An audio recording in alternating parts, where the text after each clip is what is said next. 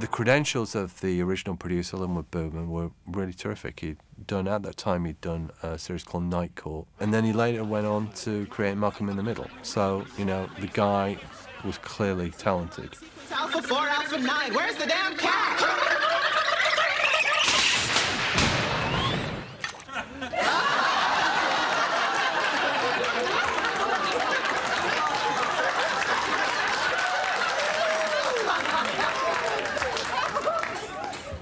In certain countries, that's considered a delicacy. When he did the American pilot, that was the first show he'd ever been showrunner on where he was solely in charge. And in my view, he made some mistakes.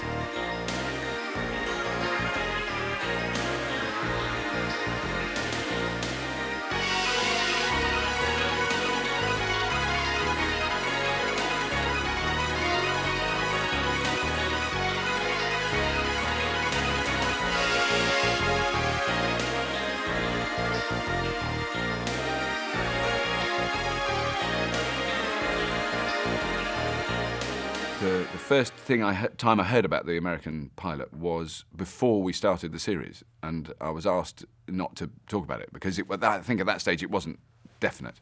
But the American producers had expressed an interest in taking me, and I've never, still to this day, been quite sure why. I don't think it's because they thought I was really an American and they wouldn't have to get me a work permit and a visa. Because you'd think that once they realised they had to, they'd think, let's get someone else, But they did. I mean, and it was a huge hassle for them to get that. It wasn't easy to wangle it. Must have made a wrong turn somewhere. You should have made a left at the last intersection, Kryten. Be quiet, sparehead one. I know what I'm doing. Boy, I hate backseat drivers. The original understanding was that the British cast weren't going to be involved at all. And much to our delight stroke horror, we discovered Robert was in it.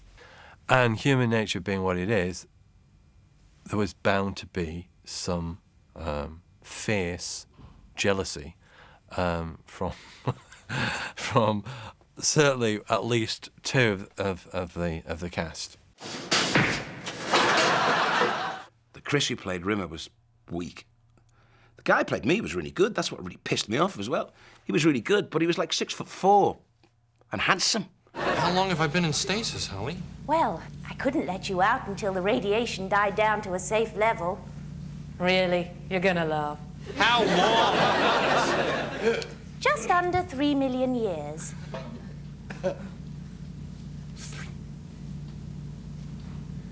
My baseball cards must be worth a fortune. We weren't really involved. It was very much the Americans talking to Robert. We didn't know, and obviously, to try and keep the focus, they thought it was a good idea that they didn't tell everyone because who knows what would have happened. Robert at that point was going, I'm not sure. Do I want to go to America? And the money is rather a lot. And every time I say no, they keep doubling it. But I'm not really sure. Now, my feeling was Robert going out and telling that to the guys in the cast was really not going to be helpful for the next season. It's all water under the bridge to me now, but I found out about the Red Dwarf pilot from the makeup lady, Andrea Finch. She was making me up, and I said, what are you doing next time? I've gone over to America with Robert. I said, what for? She'd over to do the Red Dwarf American show. And no one had told us about it. And Robert hadn't told us about it. And we just felt like cheated, cheated. I still hadn't agreed to do the American one, because I was really torn about it, because it felt, I was very attached to the British cast, and it felt like, and also you have to sign this horrendous contract, or I thought you had to sign this, I found out later you didn't, but when you're offered a job like that, you get given a 6-year contract, which ties you into this show for 6 years, just in case it runs, and then they've got you, and you can't sort of go, I don't want to do it now. And I'm very much a don't want to do it now sort of person. So I was rather nervous about this monstrous contract. And I didn't want to live in Hollywood, and I didn't want to it would have been 32 episodes of Red Dwarf a year for 6 years. I sort of thought I could see myself at the end of that, either with a staggeringly complex chemical abuse habit or 8 personal psychotherapists and a masseuse. And then about halfway through, Robert said, look, I am going to do it. Lister was played by Craig Bierko, who when I first met him, I went, oh my, this is so wrong. You know, that was that kind of fear, because he's incredibly handsome. He's got proper pectoral muscles that you can only get in America. I don't know where you get them from. There must be a store. If you was going to ask me who Lister should have been, ideally, if you wanted an American, John Belushi. He's Lister, not Craig Bierko. And he was actually up for a part in Friends, the sitcom. He was going to play Joey, and he said no, but that's another story. What's your name? Kryten. Well, my full name is Kryten 2XB 517P.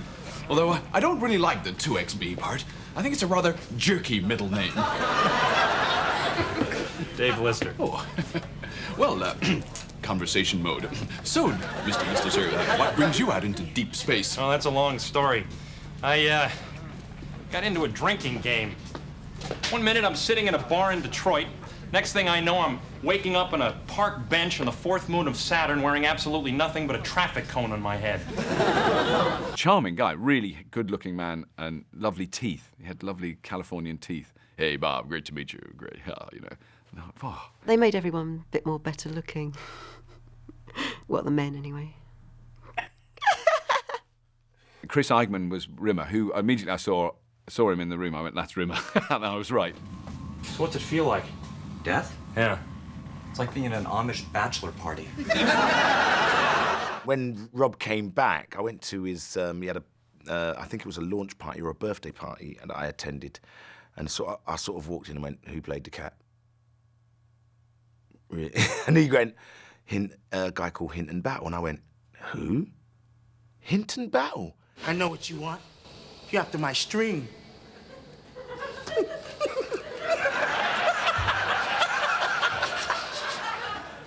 This string is mine.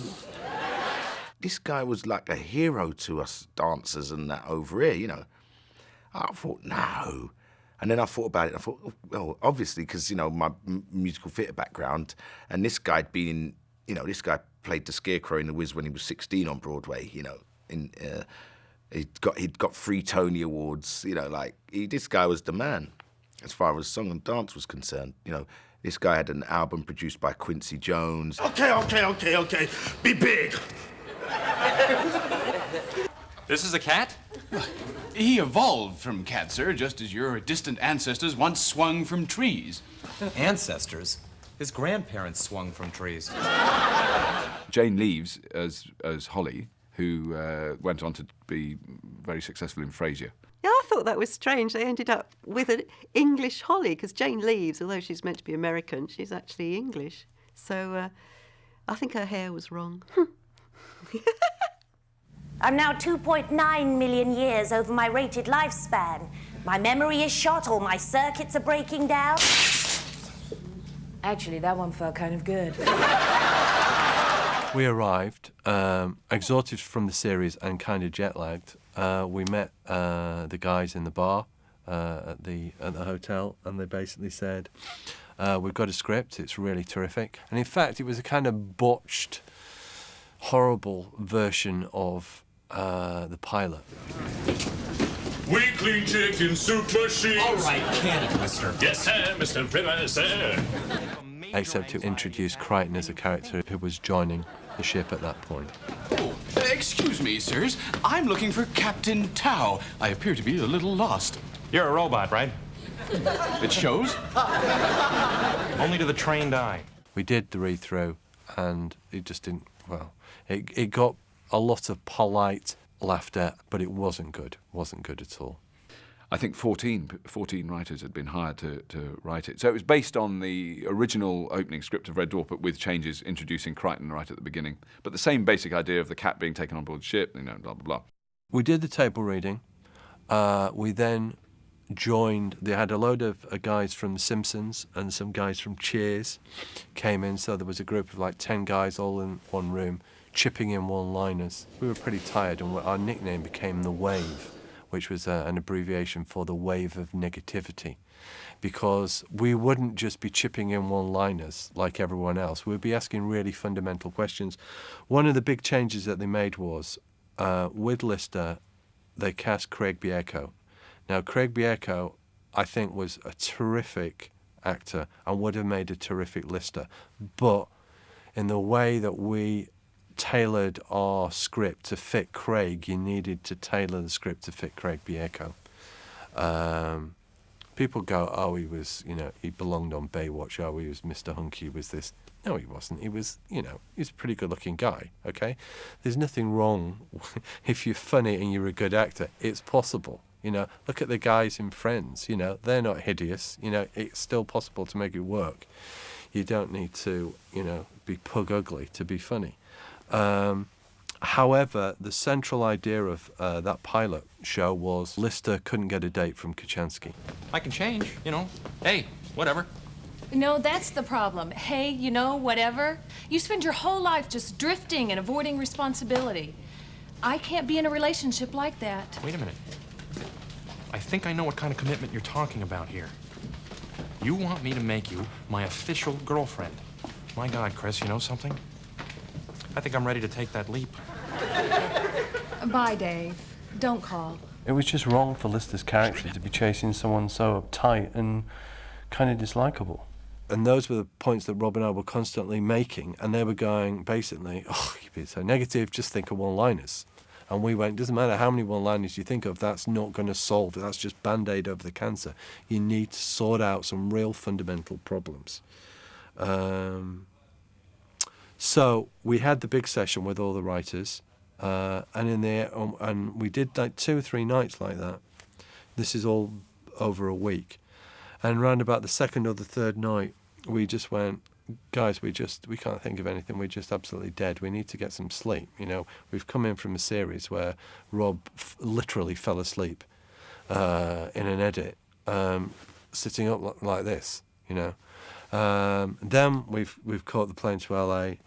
We've had no sleep. We need some sleep. So we were dismissed and nicknamed the Wave. And then they did this rewrite, and then there was another table reading the following day. And it was only after we'd done a couple of read-throughs with lots of men in suits doing really quite poor fake laughing. Da-da-da. Well, sir, da-da.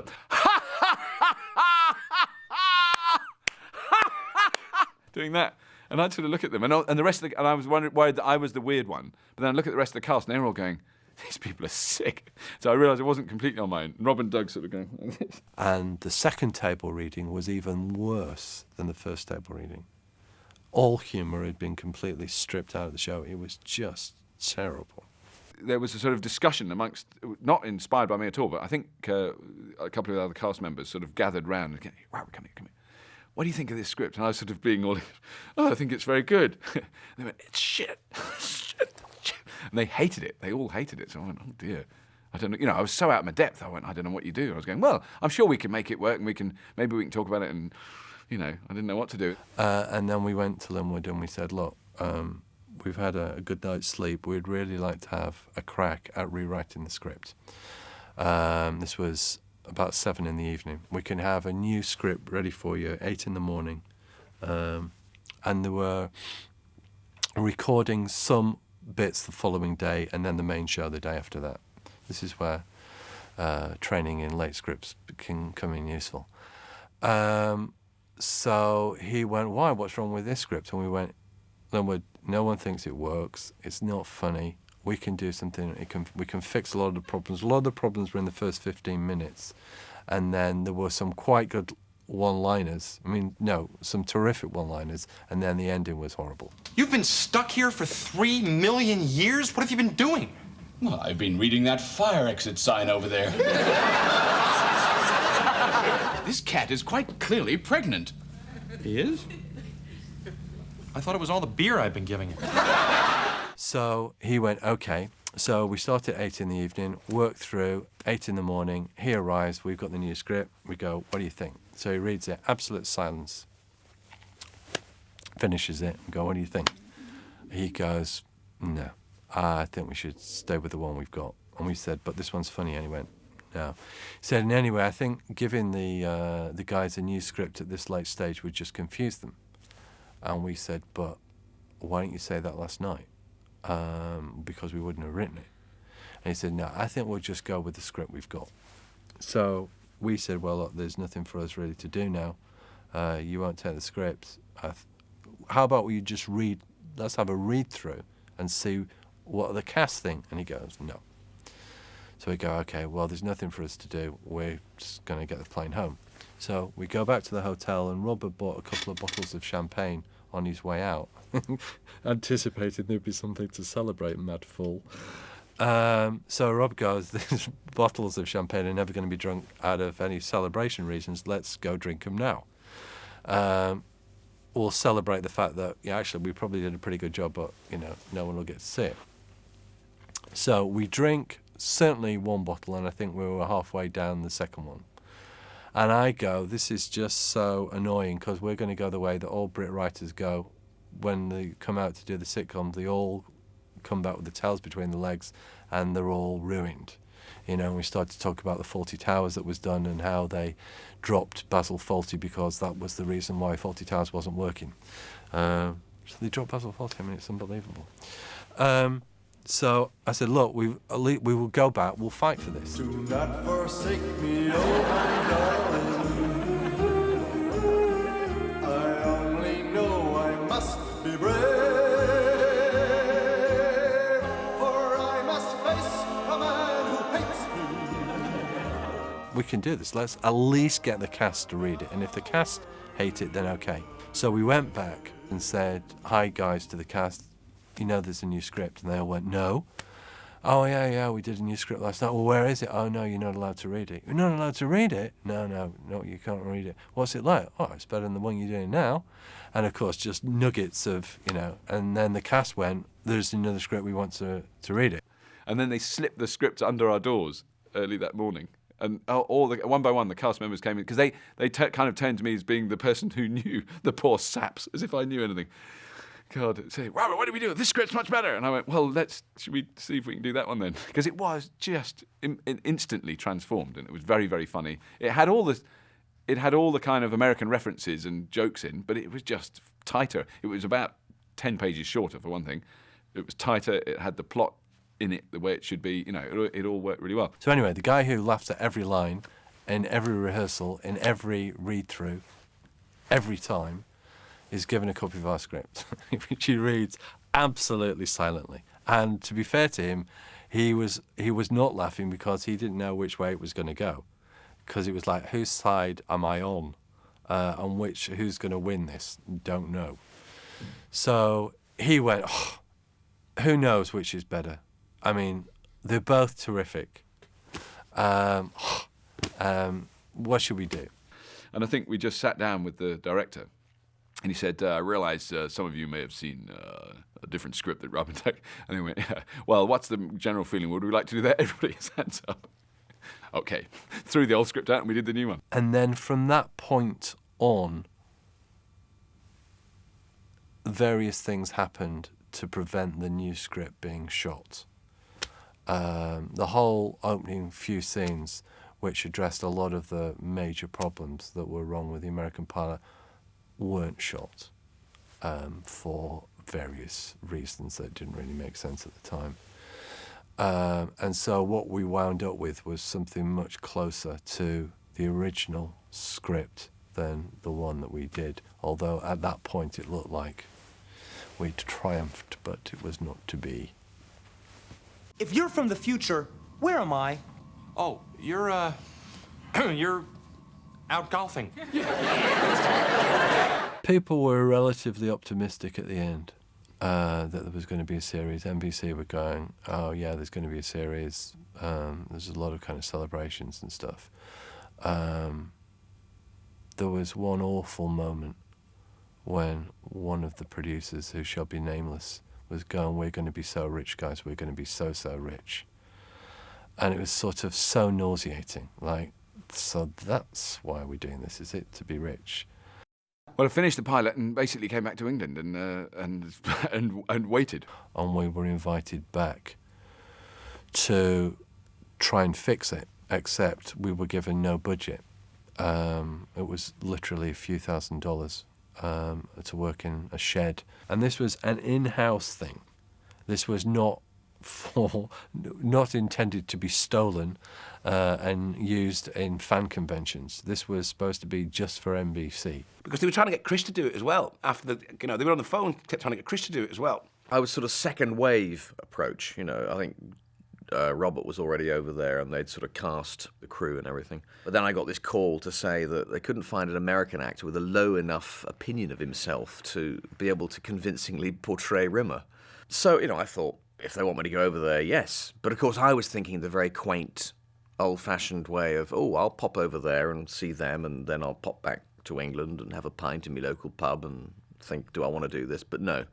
As soon as you set foot on the plane, basically, at Heathrow or wherever, that's it. At the time, I think Chris was ill-advised. Chris's fear of, I have to sign a deal, get on the plane, and then put in this series that I hate, and I'm in, American comedy prison for 6 years, was never going to materialise. What was much more likely to happen was he would get paid a lot of money for doing a pilot that wouldn't happen.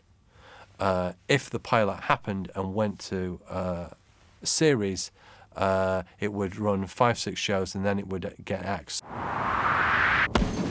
If it went for 5-6 seasons, he's one of the most famous people in America because we would be there with the X-Files and Friends and all those shows. It doesn't loom in my mind as being a big decision now, but at the time I was just advised by my agent to really be careful about, going over there to do the pilot, because if it does do quite well and you're not on an amazing deal, for example, then you've got to come back to England and you've got to start again almost, And also what had happened when we came back to reshoot and do that little bit of recasting is all the best people had been taken off and they were in their new series, and then basically as those crashed and burned, they would become available again, but at that point they hadn't crashed and burned. So there was a limited talent pool at that point. Hi, buddy. We also tried to get Danny, but he was in Coleman Jones at the Old Vic. So we turned the cat into a woman and cast Terry Farrell. It was a kind of a completely different kind of cat to Danny's. It was White Dwarf. The cat was a white woman. Lister was a 6'4" blonde-haired, brown-eyed sex god. And it was like, in the future, it was like black people, someone's planning on us not being here. When we replaced Hinton Battle with Terry Farrell, that wasn't a decision on, hey, let's try and make the cast as white as possible. That was the decision on, we can't find anyone as good as Danny of any colour or description, but we can do a new character with a female and have a new chemistry, and the best person we found is Terry Farrell. And we weren't going, today we have, let's see, the black people and then the white people and the yellow people. That was just, it was cast, always will be cast, and who's the best person you can get. The reasons behind it not happening who knows? I mean, it's a mystery. But at that time, I know that NBC, who it would have been for, made, I don't know how many pilots. They make a lot. They made a lot of pilots, but they made 3 pilots in their own studios, at the NBC studios in Hollywood. And strange enough, all 3 of those were picked up and run with. And NBC had really been pressuring Rob and Doug to make the series at the NBC studios. And for, I'm sure, really good reasons, they chose to do it at Universal. So it was a kind of co-production and all, the ins and outs of it are very complex, and I was never party to that. I did see lots of men in suits in the studio would come around and tell me I was fantastic. So I was going, thank you. I don't know who any of them were. They're probably the most powerful men in American television. And I was like, hello.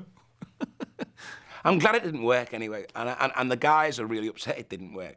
So we're both pulling from different ends of the rope here, because if it had worked, there wouldn't have been a series 6, 7, or 8. You know what I mean? They would have all gone to America and become multimillionaires, and me and Danny would have been on the dole. I actually saw the American pilots at a convention. That's the only time I saw them. I've actually got one now. I've got a DVD of 2 American pilots that I bought at a convention. I did get a discount, but I had to buy them. They weren't much better than I thought they'd be, because they'd been so slagged off by the fans that I thought, God, they're going to be really dreadful. But they weren't Red Dwarf, but they were a different thing. I mean, I was in a convention in America, and some guy shouted out to me in question and answer. He said, what did I think of the American pilot? because everybody's seen it. Everybody who's a Red Dwarf fan has seen the American Pilot. And, you know, unfortunately, the questions always come back to the actors. You know, never going to go to the Hollywood guys who made the decisions. And so I said, look, you guys are Americans. What did you think about it? And they said they hated it. It's a very curious English thing, Red Dwarf, you know. Lister and Rimmer, particularly, of course, you know, are very strong English types, you know, British types. It's also very rooted in a kind of class system as well, you know. Rimmer is aspiring to be sort of officer class, and Lister's just a grease monkey, sort of working class, and that doesn't quite translate into American, really, you know. America doesn't have a class system. Yeah, it does.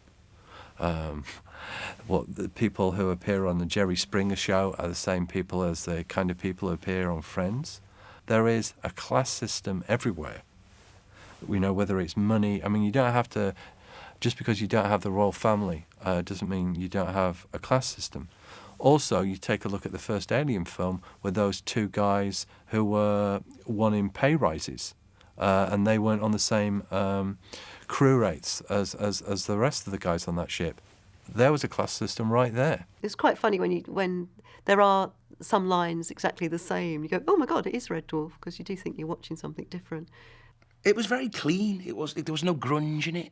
It was, you know, there was no curry stains, no custard, no, just very homogenised, very sort of American. I think the British people sort of, you know, have already taken us to heart, so I don't have to worry about them. In the end, I'm really glad I did the pilot, because it was enormous fun and an extraordinary experience to do that. Robert actually told me the story. He said he was sitting there one day with Hinton, and he's like looking a little bit down. And Robert goes to him, you know, you all right? And he goes, yeah, you know, it's just, you know, how's it going kind of thing. And he's, oh, okay, you know, it's just that the other guy was so good. And I'm like, man, doesn't matter. Now, Hinton Battle has given me the green light.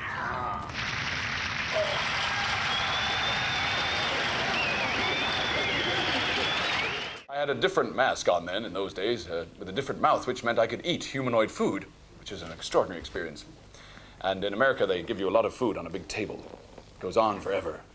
And it's called craft services, and there's lots of men who come and replenish your Danish pastries and your nuts and your Coke. And you just spend all day eating. And then they say, would you mind coming to say a line? And you say, well, I'll just finish this croissant. And I'll just maybe take a shower, and then I'll talk to one of my many agents. And then I'll wander over in my limousine to the studio and say one line, and then I'll go home. And for that, I'm paid $43,000. Yes, I enjoyed it. 1 week.